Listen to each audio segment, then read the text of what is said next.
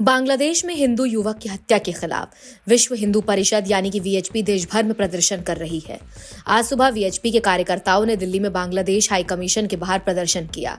दिल्ली के अलावा वीएचपी ने मुंबई, कोलकाता, अहमदाबाद, भोपाल और जम्मू में रैली निकालकर पीड़ित परिवार को न्याय दिलाने की मांग की। बांग्लादेश में 18 दिसंबर की रात हिंदू युवक दीपू चंद्र की हत्या कर दी गई।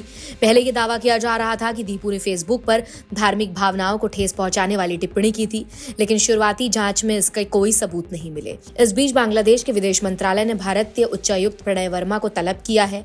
ये एक हफ्ते में दूसरी बार है जब भारतीय उच्चायुक्त को बुलाया गया है। बांग्लादेशी छात्र नेता शरीफ उस्मान हादी की मौत के बाद भारत विरोधी प्रदर्शनों में फिर मेमनसिंह जिले में दीपू की मॉब लिंचिंग को लेकर दोनों देशों के रिश्ते काफी बिगड़ गए हैं। बांग्लादेश ने मंगलवार को भारत में अपने राजनयिक मिशन पर हुए हमलों को लेकर गहरी चिंता जताई। विदेश मंत्रालय के बयान के मुताबिक घटनाओं का विरोध में भारतीय उच्चायुक्त प्रणय वर्मा को तलब किया गया। घटनाएं नई दिल्ली और सिलीगुड़ी में हुई। बांग्लादेश ने कहा कि ये हिंसा और डराने धमकाने की घटनाएं अस्वीकार नहीं है। ऐसे काम को न सिर्फ राजनयिक कर्मचारियों की सुरक्षा को खतरे में डालते हैं, बल्कि आपसी सम्मान, शांति और सहिष्णुता जैसे मूल्यों को भी कमजोर करते हैं। भारतीय मंत्रालय के सूत्रों के मुताबिक प्रणय वर्मा को भारत में बांग्लादेशी मिशनों की सुरक्षा स्थिति को लेकर बुलाया गया। उन्हें निर्देश दिया गया कि सभी दूतावासों और संबंधित ठिकानों की सुरक्षा कड़ी की जाए। बांग्लादेश ने आरोप लगाया कि भारत में रहकर पूर्व प्रधानमंत्री शेख हसीना लगातार ऐसे बयान दे रही हैं जिन्हें बांग्लादेश भड़काऊ मानता है। बांग्लादेश के विदेश मंत्रालय ने उच्चायुक्त से कहा कि इन घटनाओं से डिप्लोमेट्स और हाई कमीशन की सुरक्षा पर खतरा पैदा हुआ है। उसने भारत सरकार से अपील की है कि वो इन्हीं सुरक्षा को सुनिश्चित करे। बयान में यह भी कहा गया है कि बांग्लादेश सरकार ने भारत सरकार से इन घटनाओं की जांच कराने, भविष्य में ऐसी घटनाओं को रोकने के लिए जरूरी कदम उठाने और भारत में स्थित बांग्लादेश के राजनयिक मिशनों और उनसे जुड़ी सुविधाओं को सुरक्षा सुनिश्चित करने को कहा है।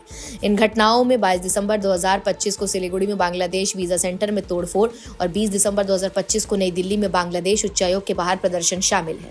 बयान में कहा गया है कि बांग्लादेश सरकार को उम्मीद है कि भारत सरकार अपनी अंतर्राष्ट्रीय और राजनयिक जिम्मेदारियों के तहत तुरंत उचित कदम उठाएगी ताकि राजनयिक कर्मियों और दूतावासों की गरिमा और सुरक्षा बनी रहे।